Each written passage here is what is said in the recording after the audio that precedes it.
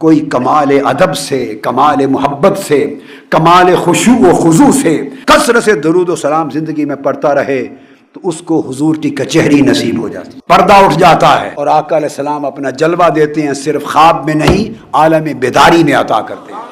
اس کو وظیفہ بنا لیں، یہ وظیفہ دنیا میں بھی کام آئے گا، قبر میں بھی کام آئے گا، اور آخرت میں بھی کام آئے گا۔ اور آقا علیہ السلام کی پوری امت جن مصائب اور آلام میں مبتلا ہے، اللہ تعالیٰ وہ مشکل وقت بھی ٹال دے گا۔ جن کو معرفت نصیب نہیں احادیث نبوی، وہ سوچتے ہیں بڑی شہادتیں ہوئیں، ایک حسین ہی کی شہادت کا ذکر کیوں؟ مختصر جواب میرے آقا نے خود دے دیا، اس لیے کہ جتنی شہادتیں ہوئیں وہ اسی ایک ہستی کی شہادت تھی، مگر حسین کی شہادت ایک فرد کی نہیں، پوری امت کی شہادت۔ هو سبط من الاسباط اے امت من الامم، اب حسین ایک فرد نہیں رہا، وہ پوری امت بن گیا ہے۔ اب جس طرح میری امت قیامت تک ختم نہیں ہو سکتی، اس طرح حسین کا ذکر قیامت تک ختم نہیں ہو سکتا۔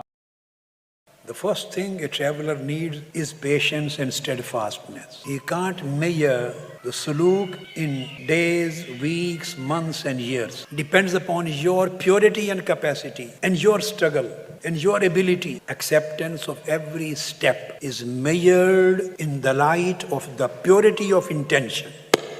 Purity, purity and purity.